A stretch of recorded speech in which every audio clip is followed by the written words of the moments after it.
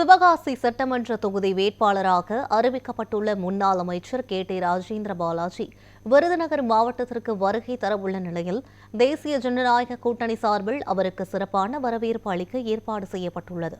விருதுநகர் மாவட்டம் சிவகாசி சட்டமன்ற தொகுதி அதிமுக வேட்பாளராக முன்னாள் அமைச்சரும் விருதுநகர் மேற்கு மாவட்ட செயலாளருமான கே.டி. ராஜேந்திர பாலாஜியை அக்கட்சி பொதுச் செயலாளர் எடப்பாடி பழனிசாமி அறிவித்துள்ளார்.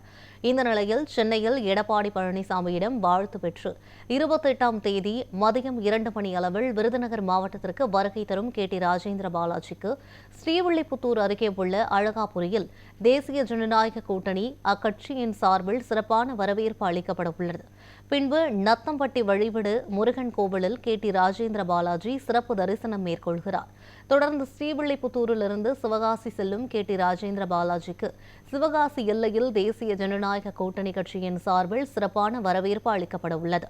இதன் பின்பு சிவகாசி ஈஞ்சார் பகுதியில் உள்ள ஆஞ்சநேயர் கோவிலில் கே.டி. ராஜேந்திர பாலாஜி சிறப்பு தரிசனம் மேற்கொள்கிறார். சிவகாசி மற்றும் திருத்தங்கல் பகுதியில் உள்ள மறைந்த தலைவர்களின் சிலைக்கு கே.டி. ராஜேந்திர பாலாஜி மாலை அணிவித்து மரியாதை செலுத்துகிறார். இதனையடுத்து திருத்தங்கலில் உள்ள அதிமுக விருதுநகர் மேற்கு மாவட்ட தலைமை அலுவலகத்தில் வைத்து மாவட்ட நிர்வாகிகளுடன் கே.டி. ராஜேந்திர பாலாஜி முக்கிய ஆலோசனை நடத்துகிறார்.